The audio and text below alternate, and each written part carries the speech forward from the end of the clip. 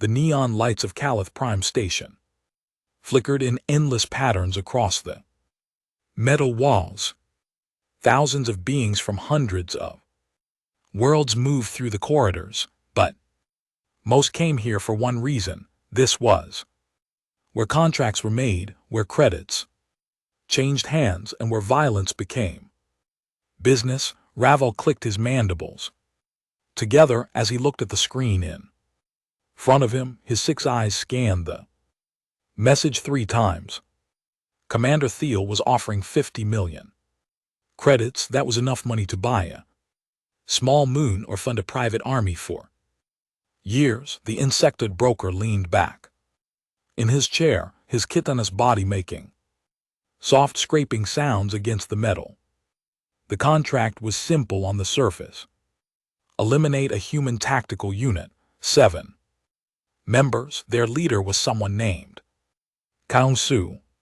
Ravel pulled up the attached files. Images appeared showing a human male in his 30s, lean build, dark hair, eyes that seemed to calculate everything they saw. The other team members looked similarly unremarkable. Humans always looked so soft to Ravel with their smooth skin and small frames, but 50 million credits meant something was wrong with this picture. Ravel had been in the mercenary business for 23 cycles.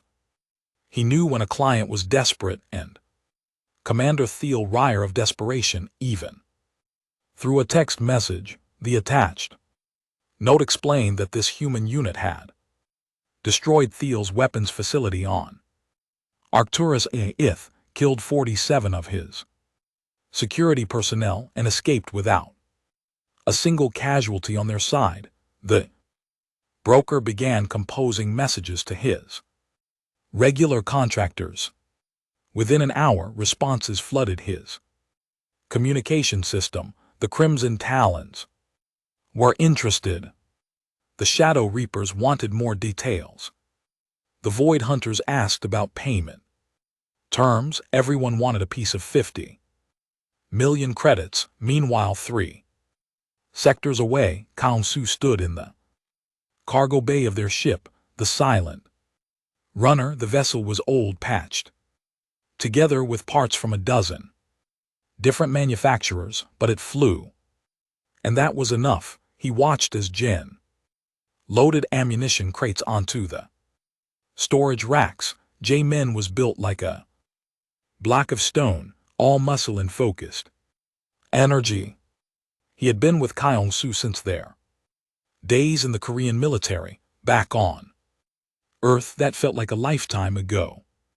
Now, though it had only been 7 years since humanity had made contact with the wider galaxy. We need more plasma charges, Ya-Min said, not looking up from his work. The last mission burned through our supply faster than expected. Su nodded. Added to the list, Hana, how are the medical supplies? A woman emerged from behind a stack of containers. Hana was smaller than both men, but she moved with a precision that spoke of years of training. Her fingers were always steady, whether she was treating a wound or slipping past a security system. She carried a data pad and frowned at the screen. We're low on synthetic blood and tissue repair gel. If we take another contract like the last one, we won't have enough for a serious injury. Her voice was calm, matter of fact. This was just logistics to her, counting supplies like any other quartermaster. The rest of the team was scattered through the ship. Minyu was in the cockpit running system diagnostics. Hijin was in the communications room monitoring local traffic. Sunho and Yoongi were off ship, gathering supplies and information from the station markets. None of them knew that their names and faces were being distributed to mercenary groups across 3 sectors. None of them knew that professional killers were studying their movements, analyzing their patterns, calculating approach vectors and kill zones. Back on Kith Prime, Ravel sent out the complete DOSes.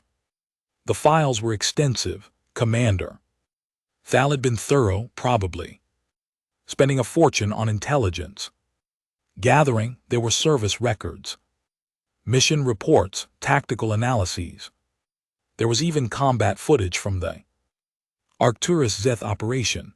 Raval watched the footage himself before sending it out. He wanted to understand what his contractors would be facing. The video quality was poor, taken from security cameras that were half destroyed in the fighting, but what he saw made his antenna twitch with unease. The humans moved through the facility like water, flowing downhill, taking the path of least resistance, but impossible to stop. They communicated with hand signals and brief words, coordinating without seeming to think about it. When security forces tried to pin them down, the humans simply changed their approach, adapted, found another route.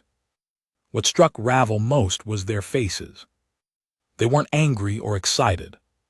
They looked focused, professional, almost bored, like they had done this 1,000 times before. One scene showed Kaungu taking cover behind a barrier, while energy weapons fired tore chunks out of the wall above his head. He glanced at his watch, said something into his communicator, then leaned out and fired 3 precise shots. 3 security guards dropped. He checked his watch again and moved forward. They were timing their assault, operating on a schedule, treating a combat operation like a business meeting that needed to end on time. The footage ended with the facility's main reactor going critical. The last image was the human team boarding their ship, walking up the ramp without hurrying, without looking back at the explosion blooming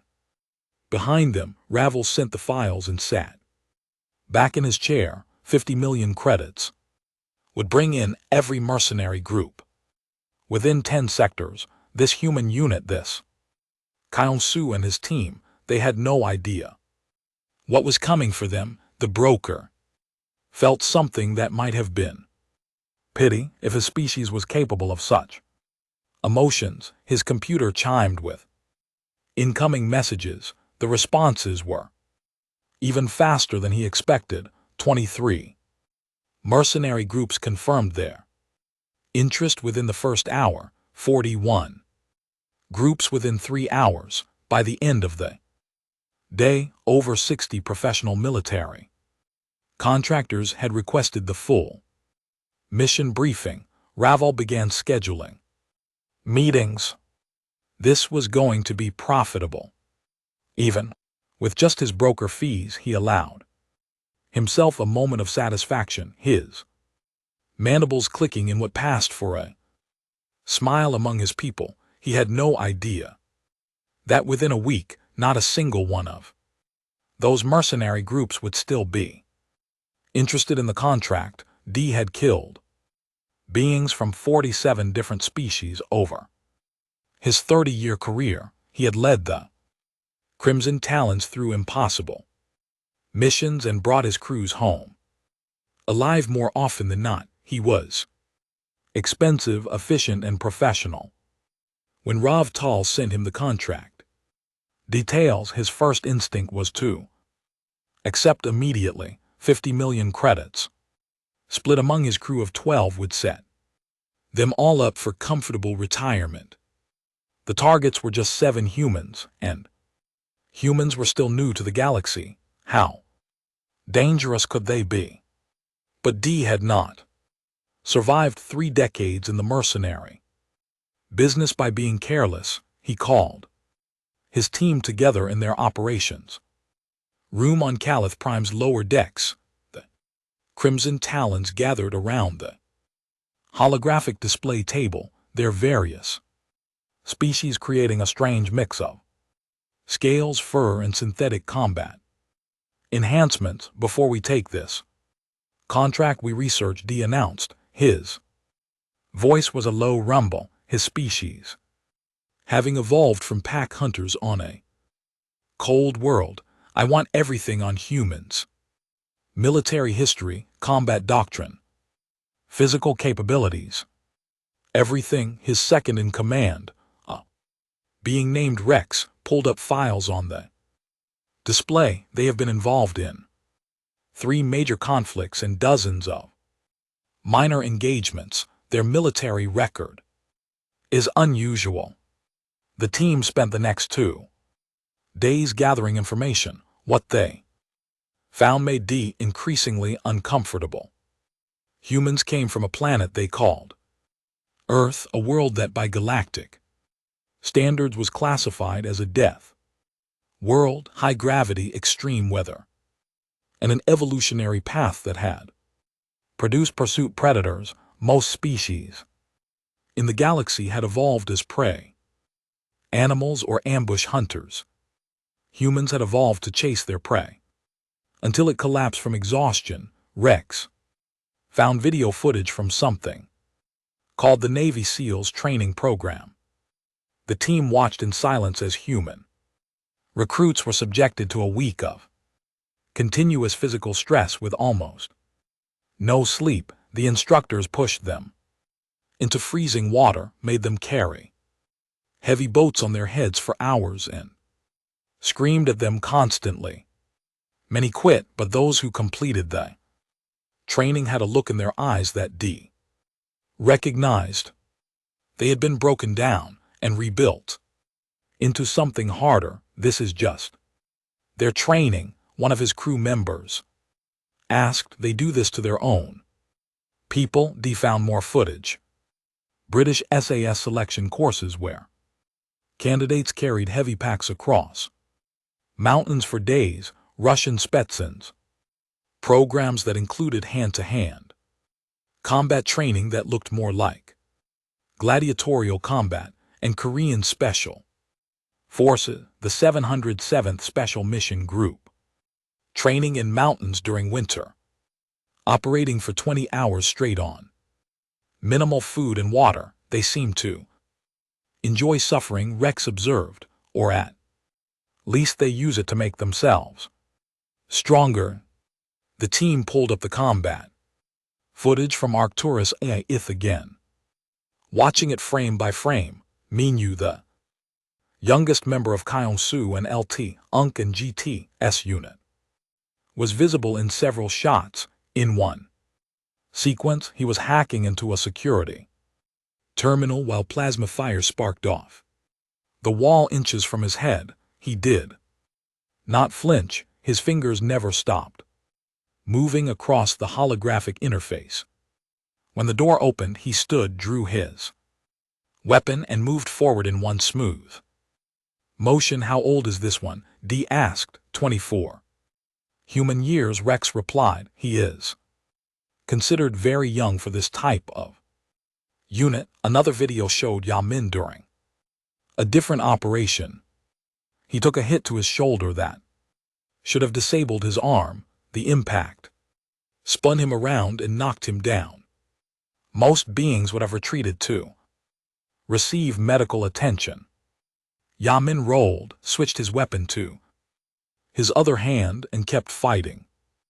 Later analysis showed he had fought for another 17 minutes with a fractured collarbone. Before the mission ended, D began searching for more information on human military history. He found records of something called World War II, where human nations had fought each other in a conflict that killed over 60 million of their own species. He read about a siege called Stalingrad where humans fought for every building, every street, sometimes every room. For months he found accounts of soldiers fighting with frostbite so severe they could barely hold their weapons. They fight each other like this, Rex asked, reading over his shoulder. Their own species. Apparently, D felt cold despite the heated room, and Now they are bringing these tactics into the galaxy. He contacted Instructor V, a military professor at the academy on Terminus Station. V had studied the First Contact War, the brief conflict when humans first encountered galactic civilization. It had been a misunderstanding, a border dispute that escalated, but it had taught the galaxy something important about humans. They adapt, V explained. Over the communication link, his face on the screen showed the wrinkled features of his long-lived species. We hit their colony on Proxima. They lost 60% of their population in the first strike. Standard doctrine says they should have surrendered. Instead, they analyzed our tactics, modified their defenses, and held the line for 3 months until reinforcements arrived. What makes them so resilient? D asked. Evolution. Vex said simply, most species in the galaxy evolved in relatively stable environments. Humans evolved in chaos. Ice ages, droughts, predators, diseases.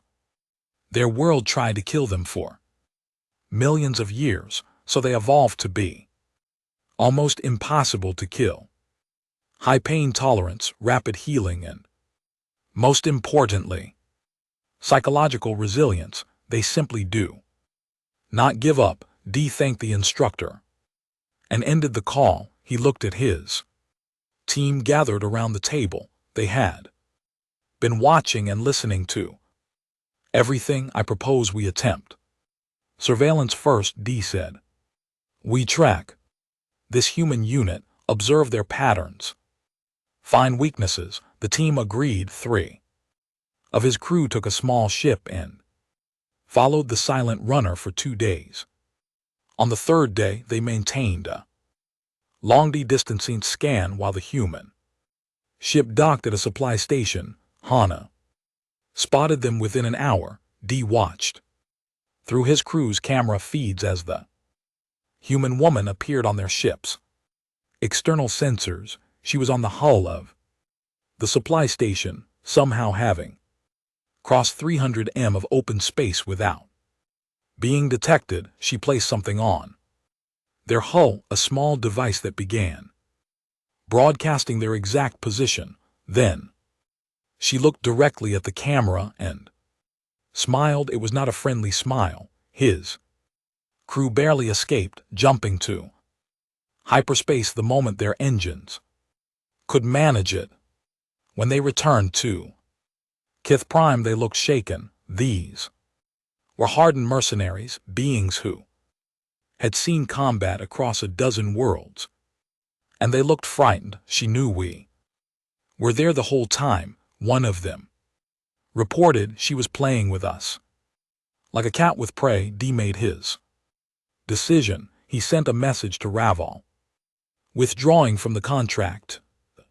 Payment, even 50 million credits, was not worth fighting beings who treated danger like a game. Within hours, he learned that 3 other mercenary groups had made similar attempts at surveillance. All 3 had withdrawn from the contract. Word was beginning to spread through the mercenary networks.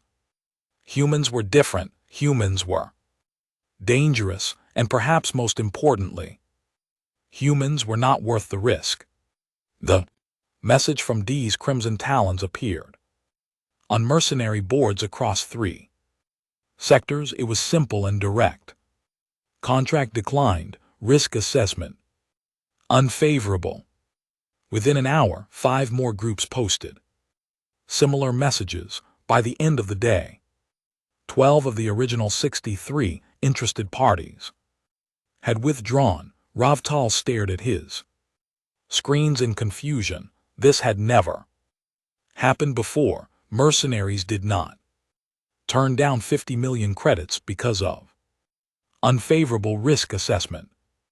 They turned down contracts because the pay was too low or the client was untrustworthy. They did not run from 7 targets, no matter how skilled Those targets might be, he sent private messages to D and the other crew leaders, who had withdrawn.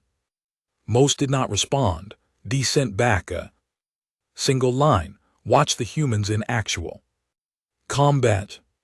Then you will understand." The broker began searching for more footage. What he found in the galactic military archives made him understand why experienced mercenaries were walking away from the biggest payday of the decade. There was footage from a border dispute on Kepler Station. A human security team of 4 had faced off against 23 raiders. The raiders had better weapons, better armor, and more numbers. The engagement lasted 11 minutes.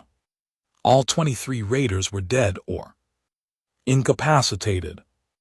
All 4 humans walked away with minor injuries. The security footage showed humans moving in patterns that seemed almost choreographed, each one covering the others, never making the same move twice. Another video showed a human merchant ship defending against pirates.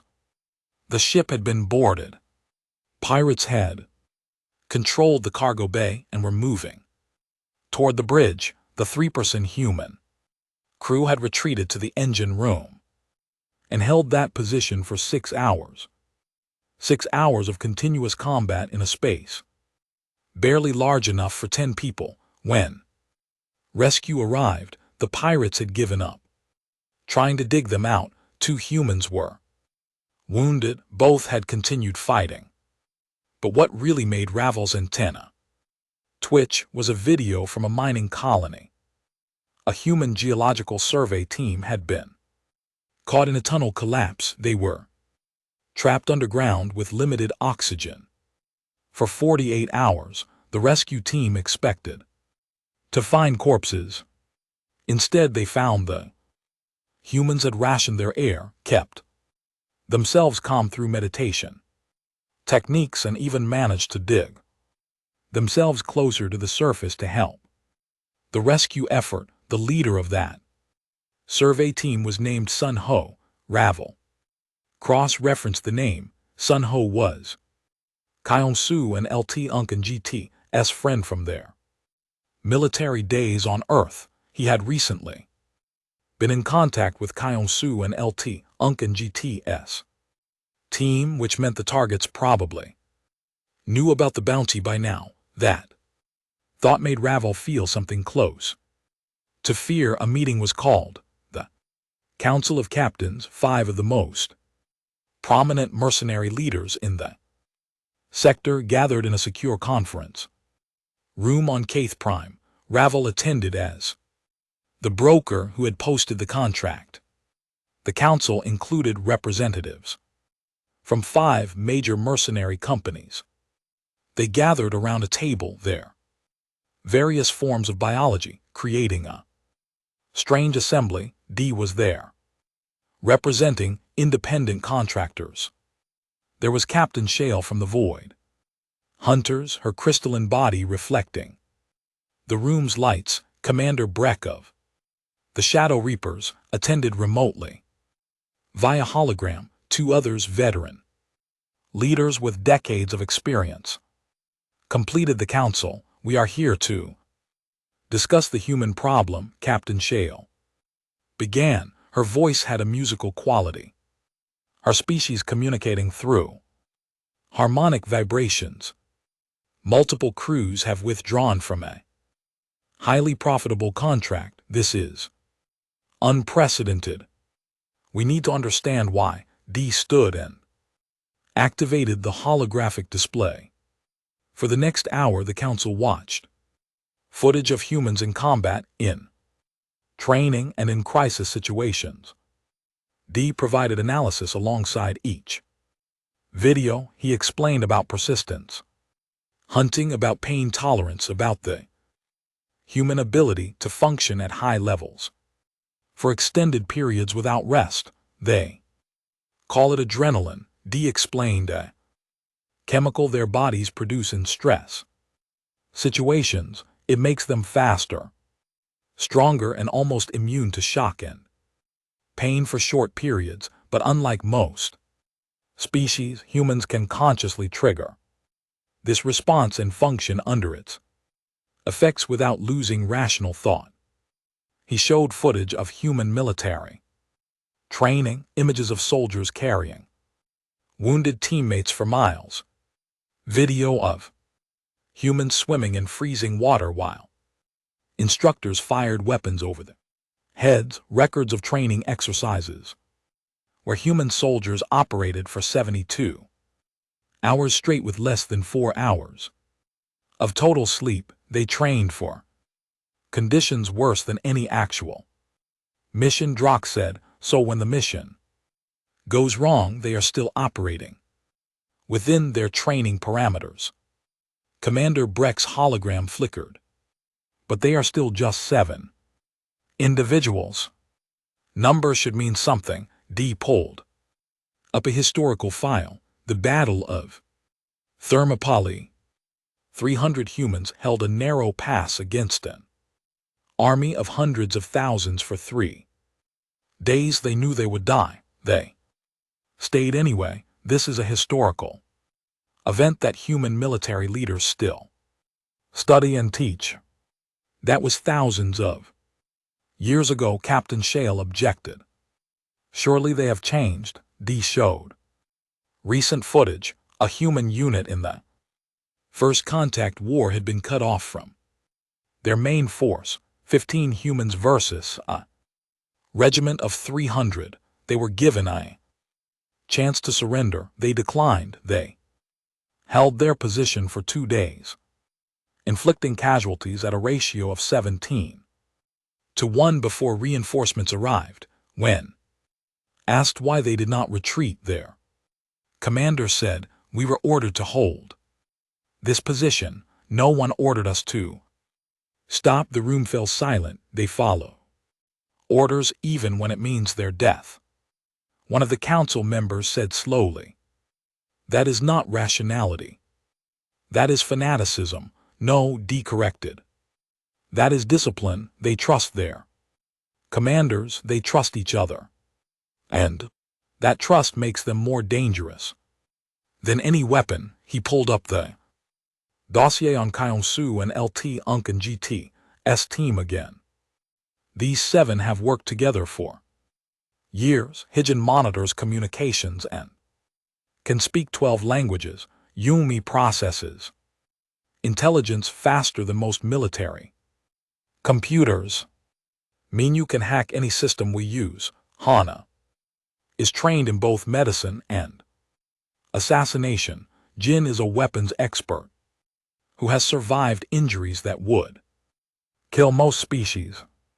And Kyong-Soo leads them. He thinks 3 moves ahead of any opponent. D let that information settle over the council. We would not be fighting 7 individuals. We would be fighting a single organism with 7 parts, each part knowing exactly what the other parts will do. Captain Shaw's crystalline body seemed to dim slightly. And they know about the bounty now. Sun Ho warned them 5 days ago. Ravel confirmed. They are prepared. The council debated for another hour. Stories circulated. One captain mentioned a human crew that had repaired their ship's engines while under fire, refusing to abandon their vessel even when rescue was available. Another told of a human security officer who had fought off attackers with a broken leg, crawling when he could no longer stand. By the end of the meeting, the decision was clear. Of the 5 council members, 4 voted to formally discourage their member companies from accepting the contract. The 5th abstained. 27 mercenary companies followed their guidance and withdrew. Only 2 companies remained interested in the bounty. Both were smaller operations. Crews, desperate enough or foolish enough to ignore the warnings. Ravel sent them the Full briefing packages, but he knew they would not last long. Word spread through the mercenary networks. Experienced crews began sharing information about humans, warning younger mercenaries on ships and stations across the sector. The message was the same: humans do not quit, humans do not break, humans just keep coming. Ravel made a decision that surprised even himself. He doubled the bounty, 100 million credits. It was an absurd amount of money, enough to buy a fleet of ships or fund a small nation. Commander Thiel had agreed to the increase without hesitation, which told Ravel that the human unit had hurt Thiel worse than the initial reports suggested. The new bounty posting went out across every mercenary board in 5 sectors. Ravel waited for the responses to flood in. He checked his messages every few minutes. Hours passed. His inbox remained almost empty. 3 inquiries came in, all from crews with such poor reputations that Ravel not have recommended them for basic security work. No one wanted the contract, 100 million credits, and no one would take it. The broker had to admit defeat. Somehow, 7 humans had become the most feared targets in the mercenary business. He needed to understand how this had happened so quickly. The answer came from an unexpected source. Galactic News Network had arranged an interview with someone named Taeyang, a retired human military operator who now trained alien military units. The interview was scheduled to discuss human integration into galactic security forces, but it became something else entirely. Ravel watched the broadcast. From his office, Taeyang appeared on screen, an older human with gray hair and scars visible on his hands. He wore a simple uniform and sat calmly across from the alien interviewer, a being from a species known for their journalistic integrity. You train alien soldiers in human combat methods, the interviewer began. Why would alien forces need human training? Taeyang smiled slightly. Because human combat methods are different from what most galactic species use. We approach warfare from a different perspective. Can you explain that perspective? Most species in the galaxy evolved as either prey animals or ambush predators. Your tactics reflect that: quick strikes, efficient kills, minimal risk. Humans evolved as persistence hunters. We do not need to be faster or stronger than our prey. We just need to outlast them. The interviewer leaned forward. There is a story circulating in mercenary networks. A human unit with a bounty that no one will claim. Have you heard of this? Taeyang nodded. I have heard. I know the team leader actually. Kyong-Su was a few years behind me in the program. Why do you think experienced mercenaries are refusing this contract? Because they have done their research, Taeyang said. Simply, they have looked at human military history and realized that fighting humans is different from fighting most species. Different how? Taeyang considered his words carefully. When you shoot most beings, they go down and stay down. When you shoot a human, their body floods with adrenaline and endorphins. They might not even feel the wound immediately. I have seen humans fight for 10 minutes with injuries that should have killed them in seconds. Their brain just decides that survival is more important than acknowledging pain. The interviewer's alien features showed something like disbelief. Surely that is exaggeration. During my service, I watched a teammate take a plasma hit to his abdomen. The wound was Fatal, we all knew it, he knew it, he still provided covering fire for our extraction. Killed 4 enemy combatants and walked to the extraction point under his own power. He died in the medical bay 30 minutes later, but he completed his mission first. The studio was silent for a moment. Taeyang continued, human special forces train in conditions that most species would consider torture. Korean special forces train in mountains, operating for 20 hours straight in freezing temperatures. Navy SEALs endure a week called Hell Week, where they get maybe 4 hours of total sleep while being subjected to constant physical stress.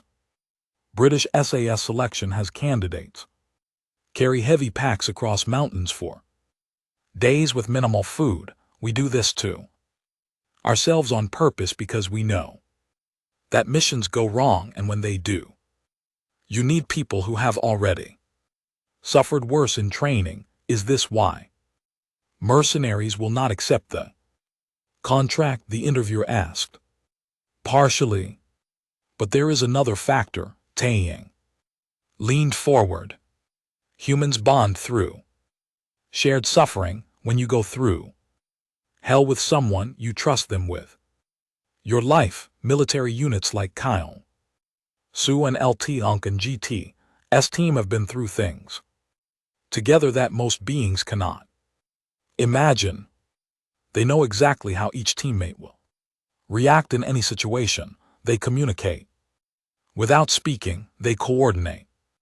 Without planning, they are not 7 individuals. They are one weapon with 7 parts. The interview continued.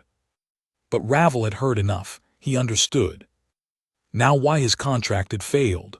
The mercenary community had looked at humans and seen what they really were, not soft prey animals from a distant world, but apex predators who had turned their own evolution into a weapon. Yumi, the intelligence analyst on Kyong-Su and LT Unk and GT's team, sat in the communications room of the silent runner and watched the same interview. She had been monitoring mercenary communications for days, tracking the contract and the withdrawals.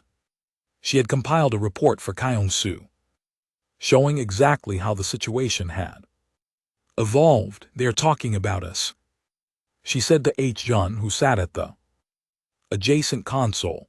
The entire mercenary network is sharing warnings about human combat capabilities. Hijun adjusted her headset, listening to multiple communication channels simultaneously.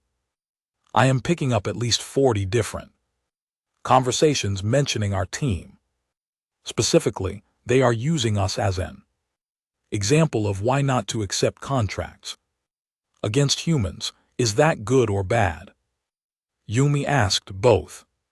Hijun replied, good. Because we are safe from mercenary attacks. Bad because we are now famous in ways we did not want to be famous. Young Mi pulled up a particularly interesting communication she had intercepted. It was a message from a veteran mercenary captain to a younger crew considering the bounty. The message was blunt. Do not take contracts against human special operations units. You think you have advantages, better weapons, better armor, more numbers. None of that matters. Humans will adapt to your advantages faster than you can exploit them. They will turn your strengths into weaknesses. They will survive injuries that should kill them. They will fight for days without rest, and most importantly, they will never ever give up. You might wound them, you might corner them, you might think you have won, and then they will do something you did not expect because they spent the whole fight planning 3 moves ahead while you were just trying to stay alive. Yoongi shared the message with Kyong-Su. He read it in his quarters, then called a team meeting. The 7 of them gathered in the common area. Kaungu stood before his team. These people he had fought beside for years. The bounty is still active, he said, but it seems no one wants to claim it. We have become the example that scares away other hunters. Is this because of Hana terrifying those surveillance crews? Yamin asked with a slight smile. Hana shrugged. I just wanted them to know we knew they were there. The smile was improvisation. Minyu laughed. That smile probably saved us from having to fight 40 different mercenary groups, but Kaungu was serious. This is bigger than our team. Now we represent something to the galaxy. We represent what humans can do. That is a responsibility. See, the team understood. They were no longer just 7 soldiers trying to survive. They had become a symbol. Warning, a legend in the making. Commander Thale made one final attempt. The bounty increased to 250 million credits. He added personal guarantees, promising payment in advance, offering bonuses for quick completion, even providing detailed intelligence packages. That must have cost a fortune to compile. The posting went out across 8 sectors now, reaching the farthest edges of known mercenary networks. The response was silent. Not a single crew expressed interest, not even the desperate ones. The crews running on failing ships and empty accounts. Contracts sat on the boards glowing with its enormous number, and everyone in the mercenary business looked away. Raval received messages, but not the kind he expected. Mercenary crews were contacting him to complain. The contract was making them look bad. Clients were questioning why such a large bounty remained unclaimed. Some crews worried that potential employers would think the entire mercenary profession was weak or cowardly. One message was particularly direct: remove this contract. It is humiliating all of us. The broker found himself in an impossible situation. He contacted Commander Thale and explained that the contract was not just failing, it was becoming a liability.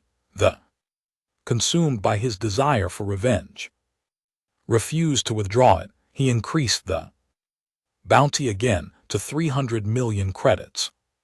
That was when something unexpected happened. The Mercenary Guild, a loose organization that set professional standards across the sector, issued a formal statement. It was brief and professional, but its meaning was clear. The Guild advises extreme caution when accepting contracts targeting human special operations personnel. Such contracts carry extraordinary risk and may result in complete crew loss. Guild will not mediate disputes arising from these contracts. It was the politest way possible of saying, you are on your own if you are stupid enough to try this. The statement spread through every mercenary network within hours. It became official policy. Human elite forces were now formally recognized as high-risk targets that fell outside normal operational parameters. Rafdal sat in his office and made a decision. He sent a message to the Silent Runner requesting a private meeting with Kaonsu. He expected to be ignored or threatened. Clear's throat. Instead, he received coordinates for a neutral meeting location and a time. They met on a small commercial station, in a cafe that served beings from a dozen different species. Ravel arrived first, his insectoid body folding into a chair designed for species with different anatomy. Kaonsu walked in 10 minutes later, alone and unarmed as far as Rufto could detect. The human sat Down across from him, up close, Kaungu looked ordinary, average height for a human, lean build, dark hair starting to show gray at the temples, but his eyes were what caught Ravel's attention. They were calculating, aware, taking in every detail of the cafe and everyone in it. You wanted to meet, Kaungu said. His voice was calm, neutral. I wanted to apologize, Ravel said, and to withdraw the contract formally. You can do that. Commander Thiel will be angry, but yes, I am the broker. I can refuse to maintain a listing if I believe it damages my professional reputation. This contract is doing exactly that. Kaunsu nodded slowly. And you came here to tell me this in person because your people terrify the entire mercenary profession. And I wanted to see for myself if that fear was justified, and Raval clicked his mandibles, a gesture of resignation. You walked in here alone to meet with someone who has been coordinating attempts to kill you. You show no fear, no anger, just professional courtesy. Yes, the fear is justified, Kaunsu almost smiled. We do not want to be feared, we just want to do our jobs and be left alone. Then you should not be so good at surviving, Ravel said. The galaxy has never seen anything like human special forces. You are changing the nature of military operations just by existing. They talked for another hour. Ravel asked questions about human military culture, about training, about the bonds between team members. Kaunsu answered honestly, though he avoided discussing specific tactics or current operations. By the end of the conversation, the broker understood that humans were not monsters or supermen. They were just very, very good at what evolution had designed them to do, survive. Contract was formally withdrawn. The next day, Commander Thiel threatened legal action, threatened violence, and threatened to ruin Ravel's reputation. The broker absorbed all of it calmly and pointed out that no one would claim the bounty anyway, so maintaining the listing was pointless. Eventually, Thiel gave up, but the story did not end there. It spread.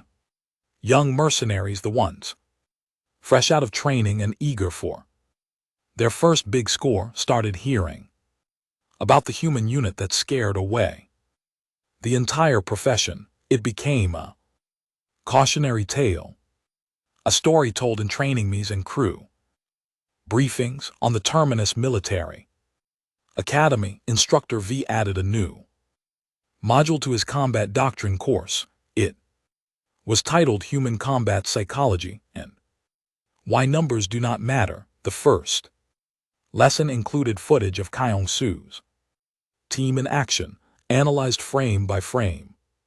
Students watched humans adapt to changing situations, coordinate without speaking, and continue fighting through injuries that would incapacitate most species. The final exam question was simple. You are offered a contract to eliminate a human special operations team. The pay is sufficient for retirement. Do you accept? Explain your reasoning. Students who answered yes failed the course. Taeyang and LT Lunken GTS training program expanded.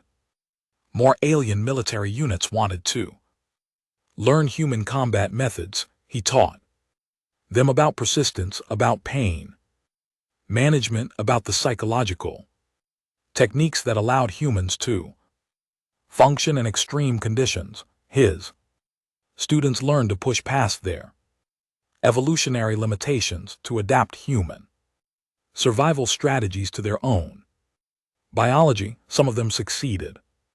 Most realized that human methods required human psychology, something that could not be easily transferred to species with different Evolutionary backgrounds. Meanwhile, the Silent Runner completed its original mission.